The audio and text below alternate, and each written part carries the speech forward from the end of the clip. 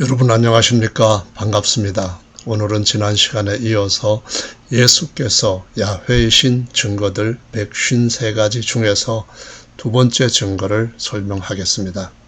많은 사람들이 마태복음 28장 19절이 삼일체를 증거한다고 생각합니다. 그러나 본 강의를 들으시면은 전혀 그 반대라고 하는 사실을 깨닫게 되실 것입니다. 이 주제를 위하여서 요한복음 21장 17절 말씀을 읽어보겠습니다. 세 번째 가라사대 요한의 아들 시몬아 내가 나를 사랑하느냐 하시니 주께서 세 번째 내가 나를 사랑하느냐 하심으로 베드로가 근심하여 가로되 주여 모든 것을 아시오매 내가 주를 사랑하는 줄을 주께서 아시나이다. 예수께서 가라사대 내 양을 먹이라. 예수께서 주 엘로힘 야훼이시라는 153가지 증거들 중에 두 번째 증거는 명제가 이렇습니다. 예수께서 모든 사람들의 마음을 홀로 다 아시는 주 엘로힘 야훼이심. 지난 시간에 첫 번째 증거로는 신명기 6장 4절에 야훼 엘로힘이신 예수님을 증거했습니다. 두 번째 증거도 첫 번째 증거와 깊은 연관을 갖고 있고요. 두 번째 증거도 요한복음에서 시종일관 기록되어 있는 가장 중요한 맥을 따라서 증거하는 것입니다. 첫 번째 증거와 같이 두 번째 증거 역시 당시의 유일한 성경이었던 구약 성경 말씀이 뒷받침하고 있다는 것입니다. 따라서 구약 성경의 말씀을 보면은 열왕기상 8장 39절 이런 말씀이 기록되어 있죠. 주는 계신 곳 하늘에서 들으시고 사유하시며 각 사람의 마음을 아시오니 그 모든 행위대로 행하사 갚으시옵소서. 주만 홀로 인생의 마음을 다 아심이니이다. 주만 홀로 인생의 마음을 다 아심이니이다. 이 말씀은 역대하 6장 30절에도 주만 홀로 인생의 마음을 아신다라고 함께 기록이 되어 있고요. 영어로 번역한 성경들도 보면은 오직 주만 모든 사람들의 마음을 아신다라고 대부분 같은 내용으로 번역을 하고 있습니다. 그래서 예수께서 자신이 처음부터 마지막까지 모든 사람들의 마음을 아시는 분으로 증명하셨다고 한다면은 다른 말로 하면은 자신이 야훼 하나님이심을 증명하셨다고 이해를 해야 마땅하겠죠. 하나님께서 구약 성경의 여러 경우에 사람들의 마음을 다 아시고 그대로 말씀하시고 그대로 갚으신 것들을 볼 수 있는데 대표적으로는 홍수 때입니다. 노아 홍수 때 사람들의 마음을 보니까 전부 다 생각과 계획이 악할 뿐이었다라고 말씀하고 있습니다. 그래서 수많은 사람들이 그 끔찍한 홍수 심판으로 죽임을 당하였고요.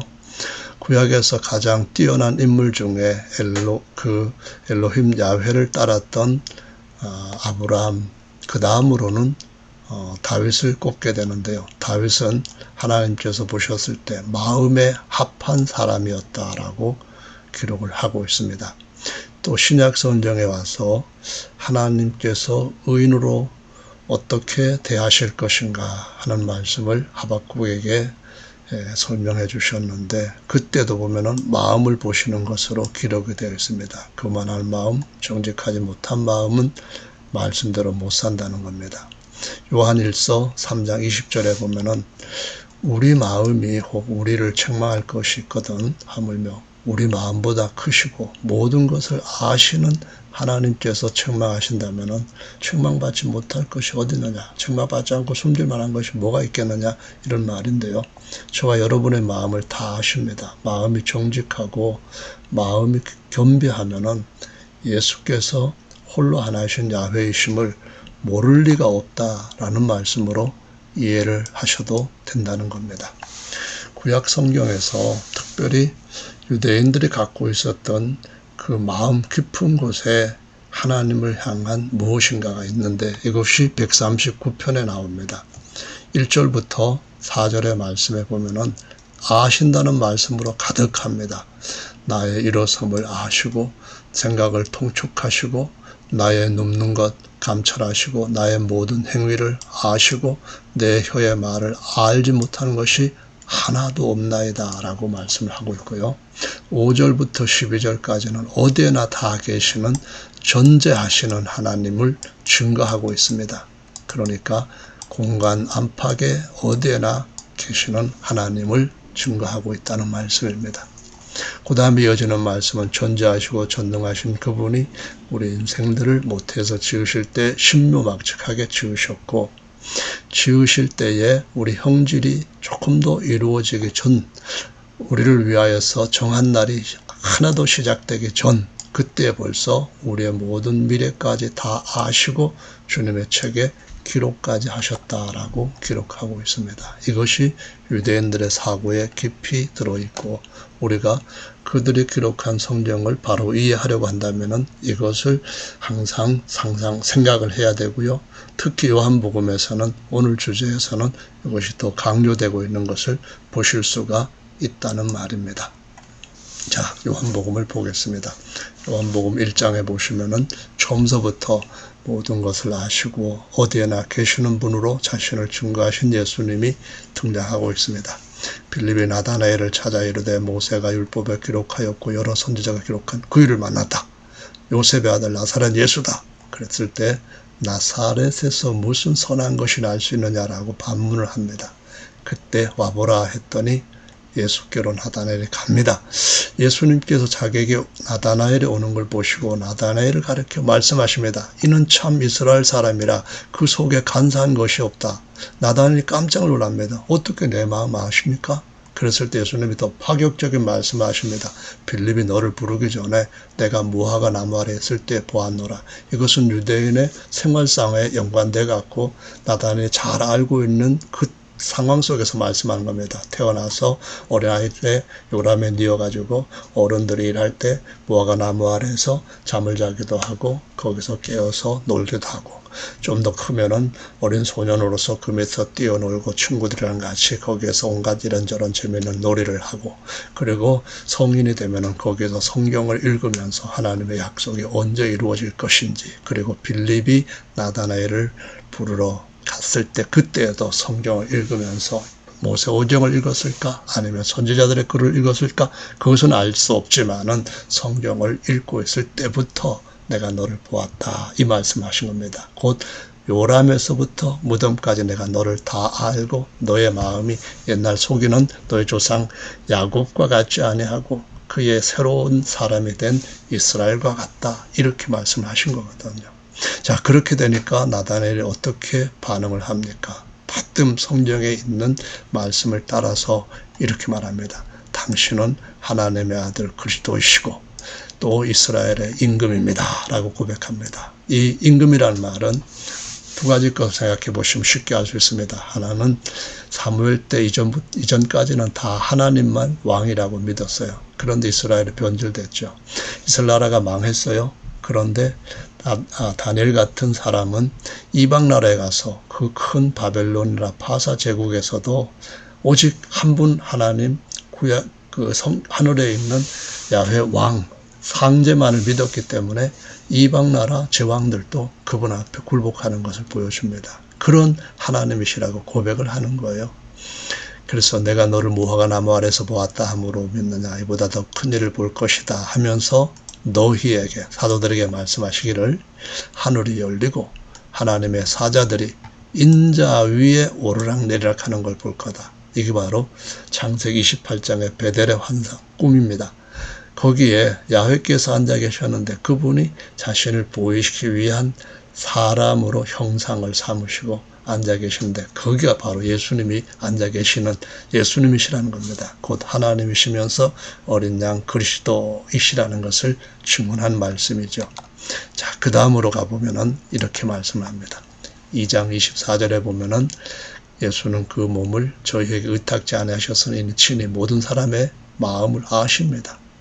친히 사람 속에 있는 것을 아십니다. 아무 증거를 받을 필요가 없을 정도로 그분은 완벽하게 아시는 분입니다. 4장의 말씀에 보면은 사마리아 여자한테도 그 마음, 그 갈급한 마음 아시고 그의 참 힘들었던 과거를 다 아시는 것으로 나옵니다. 이렇게 해서 곧바로 사마리아 여인은 예수님이 바로 성경에 기록한 그 메시아다 하고 자기 동네 물동에 버려두고 가서 간증을 하고 그 동네 사람들도 예수님을 믿게 됩니다. 5장 41절에 보시면은 나는 사람의 영광 취하지 않는데 너희들은 사람의 영광만 취한다. 그런 말씀을 하시는 거죠. 나는 내 아버지 이름으로 왔다. 다시 말하면은 아버지께서 내게 자신의 이름을 주셨다. 그래서 내 이름과 아버지 이름 하나다. 이런 말씀인데요. 너희가 나를 영접하지 않지만은 만일 다른 사람이 자기 이름으로 오면 이거는 10장에 나와 있는 강도 적그리스도에 대한 예언입니다.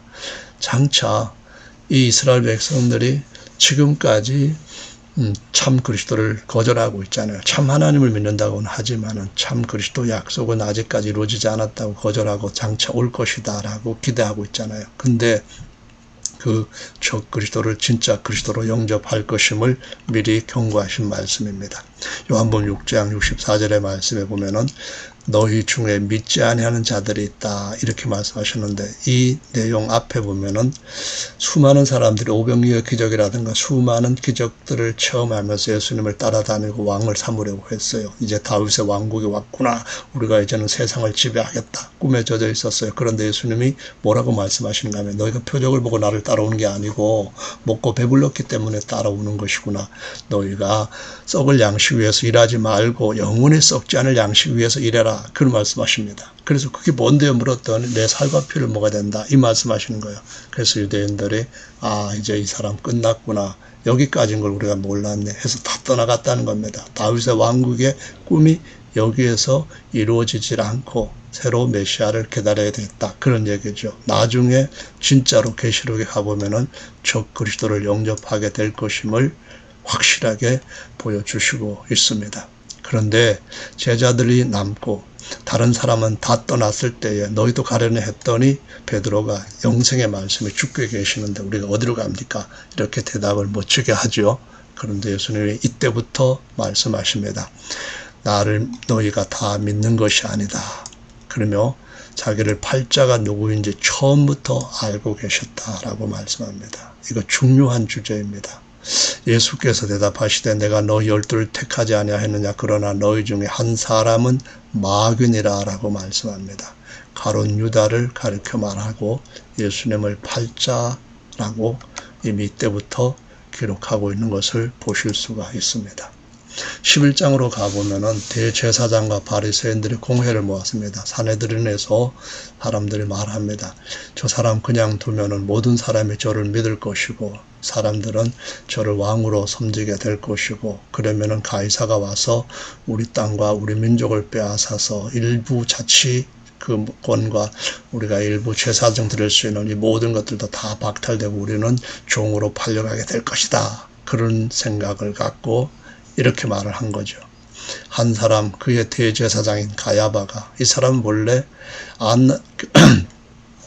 안나스의 사위입니다. 절대로 제사장이 될 사람이 아닌데 로마에 같이 협조하겠다고 하는 그런 약속을 갖고 이제 제사장으로 임명이 된 거거든요. 정말 정치적으로 됐던 이 시기라는 것을 여러분이 아시면 되고요. 뭐라고 말했는가 하면 한 사람이 백성을 위하여 죽으면은 민족이 망하지 않게 된다. 이렇게 사람들한테 설교를 한 거예요. 그래서 이 말을 들은 사람들은 누가 제일 영향을 크게 끼쳤는가 하면은 유다입니다. 가룟 유다가 이사야 53장 기록되어 있는 것 같이 예수님이 정말 보잘것없는 출신인데 그래도 말씀 잘 가르치고 능력 많이 행하니까 메시아로서 왕국을 세우겠다 기대했는데 죽으신다는 거예요. 죽으시고 그걸 해결할 수 없다고 하는 식으로 유다한테는 들리는 겁니다. 예수님 제자들도 예수님 부활하셨다는 말씀 들을 때도 허탄한 일처럼 받아들였는데 유다는 더 했겠죠. 그래서 유다는 생각을 합니다. 사내들인의 그 권위와 영광도 같이 자기는 얼마만큼이라도 누리고 싶고 가이사 같은 황제한테 그 대단한 전 세계의 지배자와 같은 가이사한테 또 한 번 짓밟히는 것은 아니고 내가 공을 세워야겠다 이런 생각에다가 마리아가 예수님 앞에 드리는 돈까지 챙기려는 생각으로 고작 은 30을 받으면서 이렇게 사단의 생각에 빠진 것을 볼 수가 있습니다. 많은 사람들이 가룟 유다에 대해서 단지 은삼십만 원하여서 그걸 위하여서 팔았다 생각하지만 전혀 그렇지 않습니다. 가장 중요한 것은 가야바의 이 거짓된 말을 그대로 받아들인 것이고요. 오늘날도 마태복음 28장 19절을 완전히 상반되게 받아들이는 사람들이 너무나 많다는 겁니다. 그 이유는 마음의 교만함입니다. 두 번째로는 정직함이 없기 때문입니다. 겸비하게 하나님의 말씀을 상고하면 예수께서 모든 사람들의 마음을 홀로 다 아시는 유일하신 주 하나님이신 것을 다 깨달을 수가 있고 도마처럼 고백을 하지 않을 수가 없다는 겁니다. 요한복음 14장에 보시면은 예수를 잡아줄 가룟 유다가 마리아가 향유를 예수님 발에 붓고 머리카락으로 씻는 걸 보고 화를 내는 것이 기록이 되어 있습니다. 13절에 보면은 많은 사람들이 이제 예수님을 이스라엘의 왕으로 모시려고 합니다. 이 왕은 다시 말해서 정치적인 것이 아닙니다. 헤롯 대왕도 이 메시아 왕국에서 왕이 되실 그분께 경배해야 된다고 했고요. 총독이었던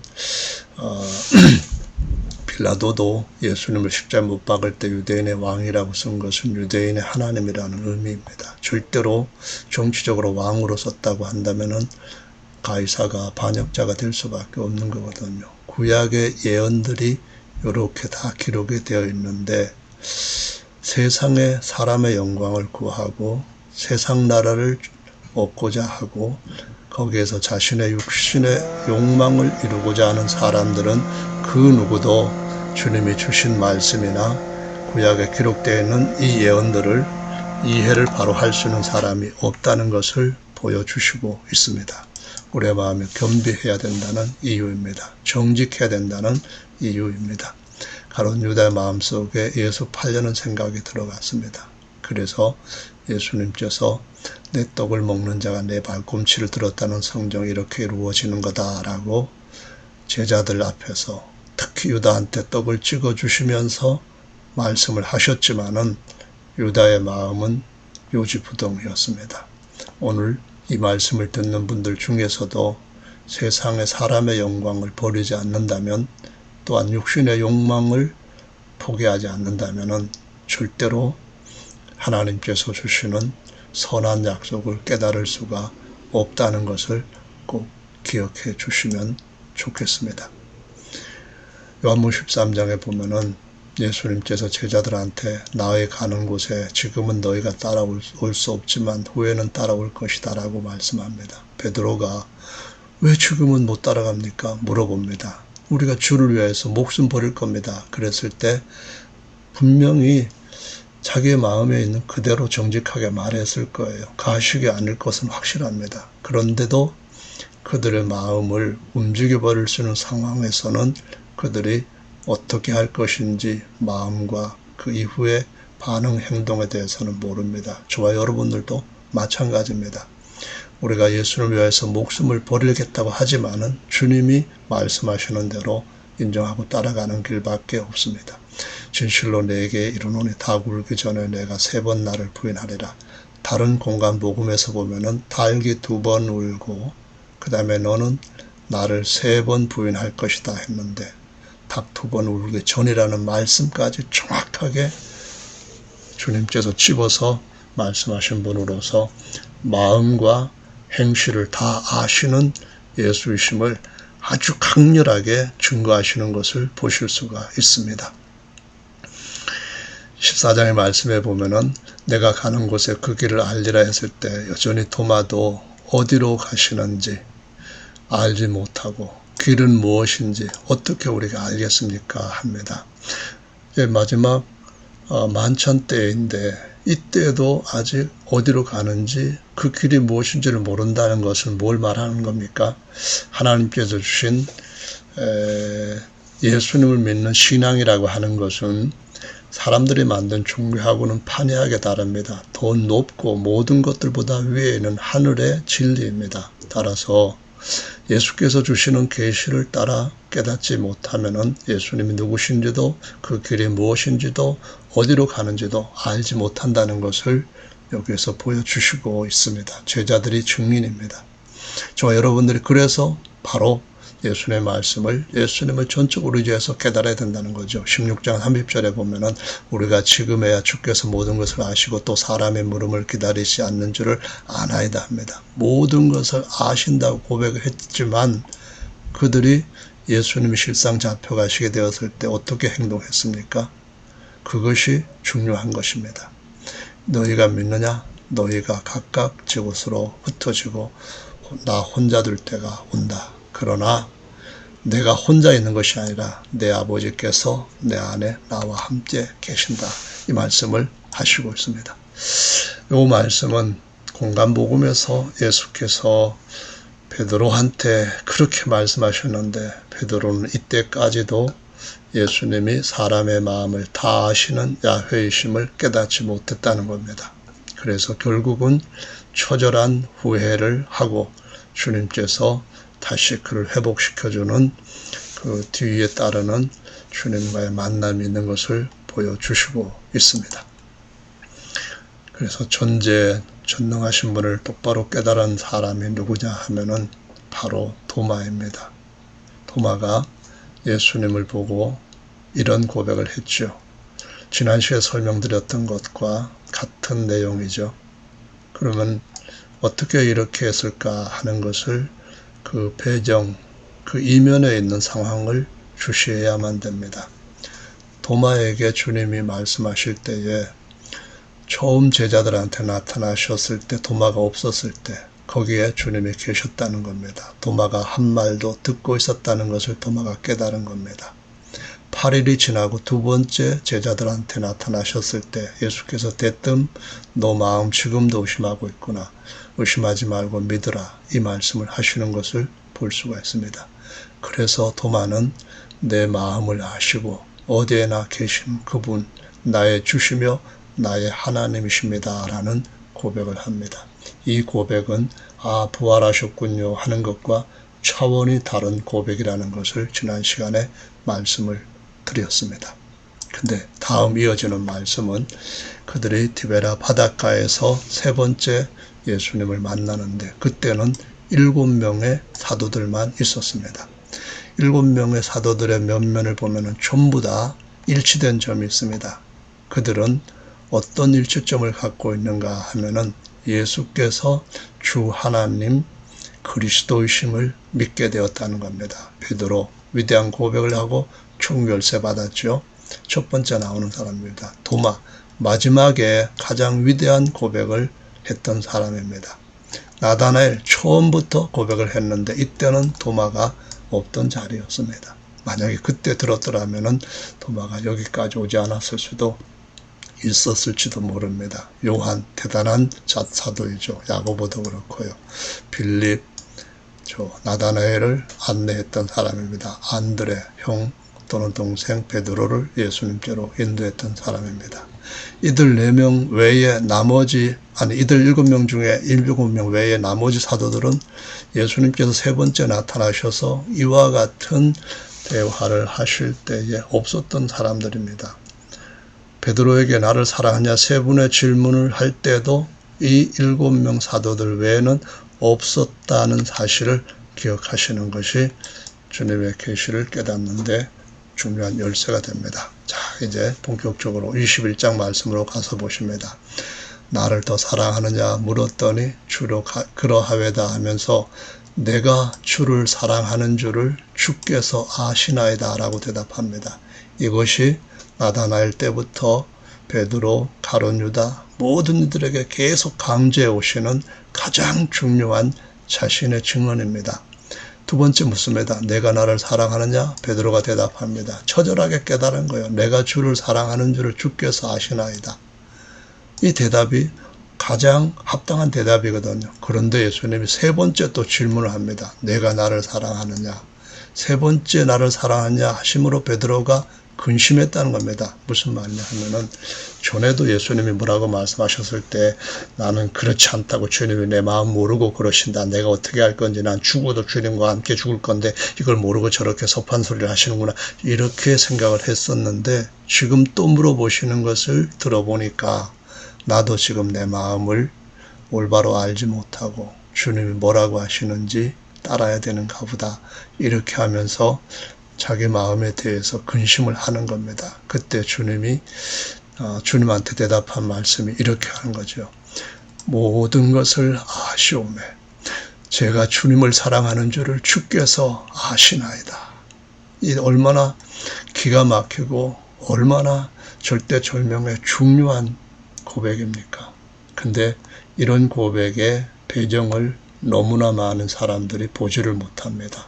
그 주님의 말씀을 듣지를 못합니다. 예수님은 그제서야 더 이상 질문을 안 하시고 베드로가 나중에 십자가에 달려서 죽게 될 것을 미리 말씀을 해 주시는 것을 보실 수가 있습니다. 이 21장의 말씀은 너무나도 중요한 것인데 또 다른 것이 있습니다. 그것은 세 번째 증거에서 말씀을 드릴 거고요.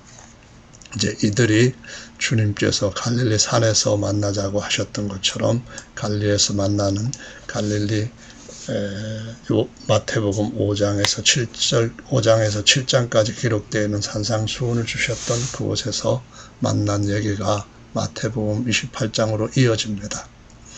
디베라 바닷가에서 산으로 올라가셨다는 건데요.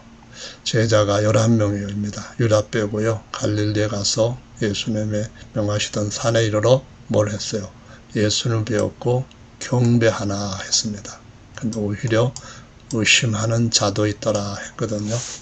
번역은 한글 개역성경의 단수입니다. 그러나 원어에서는 거의 복수입니다. 영어도 다 some으로 번역을 했습니다.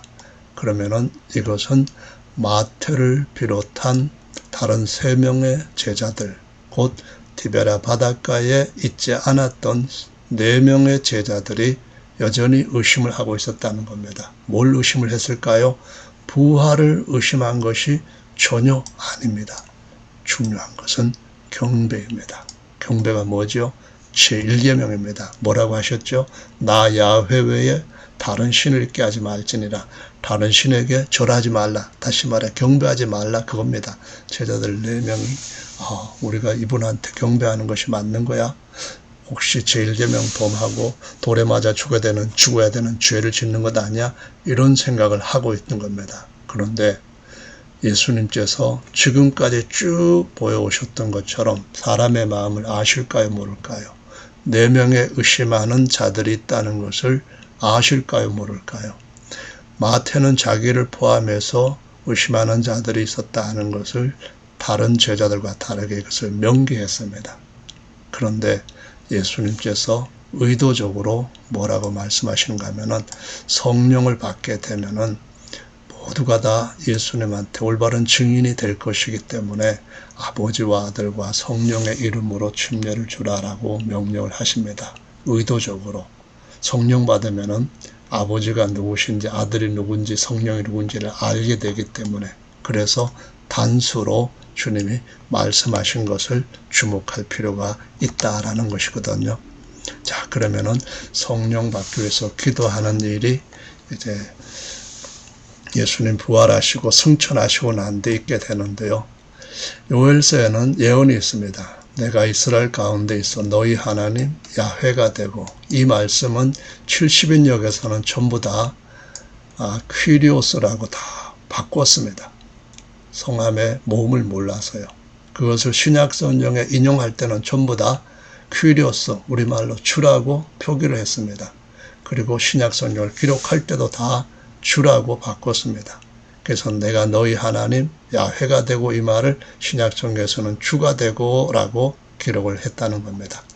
요한복음 15장 26절에 보면은 성령이 오시면은 성령이 내가 누군지를 증거할 거다. 너희도 나와 처음부터 함께 있었기 때문에 증거할 거다. 모르는 사람도 성령의 증거를 받으면은 바른 증인이 될 것이고, 이미 7명 같이 아직 성령 받기 전에 사도들도 처음서부터 이 증거를 하게 될 거다. 이 말씀을 하신 거죠. 사도행전 1장 8절에 보면은 성령이 임하시면은 너희가 내 증인이 되되 땅끝까지 내 증인이 될 것이다. 라고 말씀합니다. 땅끝이 어디입니까? 예루살렘에서부터 예루살렘까지입니다. 그 사이에 있는 한국인 저와 여러분들도 예수님이 누구신지 바른 증인이 되려고 한다면은 이 의심하던 제자들까지 다 하나도 없어지게 된 그때의 증언을 들어야만 됩니다. 그리고 24절에 유다 자리를 채우기 위해서 사도 베드로가 주님 앞에 기도한 내용을 주목하시기 바랍니다. 무사람의 마음을 아시는 주여, 무사람의 마음을 아시는 주여. 누가 사도가 되어서 유다의 자리를, 예수님이 그렇게 마음을 아시고 말씀하셨는데도 자기 고집대로 자기 욕심 따라 나가서 죽기까지 했던 그 사람의 뒤를 이을까요? 무사람의 마음을 아시는 주여, 이겁니다. 중요한 거거든요. 성령을 받고 난 뒤에 12사도가 다 증언한 것입니다. 이 하나님이 예수를 야훼와 메시아가 되게 하셨다라고 증언합니다. 그리고 12사도 모두가 같이 서서 베드로가 대표로 예수 이름으로 침례를 받고 주의 사함을 받아라 라고 선포합니다. 오직 모든 침례는 이후에 예수 이름으로만 주어졌습니다. 이 말씀은 마태복음 28장 19절이 바로 예수님이 아버지와 아들과 성령이시라고 하는 너무나도 분명한 증거를 보여주는 확실한 증언입니다. 그래서 이 구절을 반대로 바꾸는 사람들은 하나님 앞에서 그 하는 모든 일들이 결코 성공하지 못할 겁니다. 이거는 플로피라고 해서 여러분 영화에 나오는 한 장면이거든요. 몸에 머리가 셋 달린 개입니다. 인도에서 찍은 사진인데 코프라 머리가 셋입니다. 하나님의 형상이라고 하는 예수의 얼굴이 세 가지의 머리 앞면으로 되어 있습니다. 여러분 보기 좋습니까? 주 엘로힘은 영원 전부터 아무것도 없을 때부터 스스로 계시는 분이고 공간 안팎에 항상 충만하게 거하시지만 볼 수 없는 거룩한 영이십니다. 하나님께서 그 아들을 완전한 사람으로 낳으셔서 영원히 자기 형상 삼으셨습니다. 그런데 그 주 엘로힘을 바벨론의 삼위신으로 바꾸는 이것은 제1계명과 제2계명을 바꾸는 가증한 범죄입니다. 예수님의 신격이야말로 유일하신 야훼 하나님이시다라는 이 마음을 아시고 친히 증언하신 예수님의 증언을 받아들이시면 여러분에게 복이 있으실 겁니다. 감사합니다.